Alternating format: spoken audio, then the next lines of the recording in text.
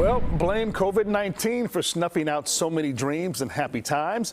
But a suburban nonprofit powered through and found a way to help many people take the dive. Yeah, literally. Morning Insider Tim McNicholas reports on a much delayed scuba trip and how COVID still managed to rear its ugly head. I love that bright sun. This is a moment Chris Block dreamed of for 2 years. His first time scuba diving since 2019. It's my favorite thing to do.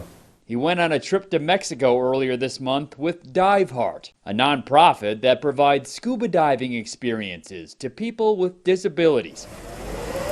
Chris was paralyzed from the chest down 5 years ago in a bicycle accident. Helps me, forget about my disability and almost helps me overcome it, makes it non-existent. But the pandemic caused murky waters for Dive Heart. Founder Jim Elliott says they canceled 11 trips and 200 pool programs across the country. We have folks that have compromised immune systems and comorbidities, and we did not want anyone dying on our watch. Finally, with many in the Dive Heart community vaccinated, the group decided to book a trip to Mexico.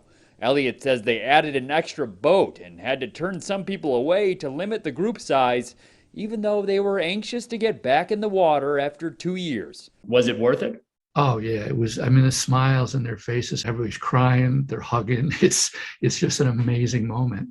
But even with those precautions, the trip was not all smooth sailing. Of the 41 people on the trip, 8 wound up testing positive for COVID at the end. Elliott says 7 of them were volunteers, and thankfully all 8 had mild cases. Chris suspects the cases were mild because most were vaccinated. Well, this was definitely a once-in-a-lifetime opportunity that I would definitely go back and do again, even, with a couple of the people winding up testing positive. Now he's back to daydreaming of the sunshine from Highland Park.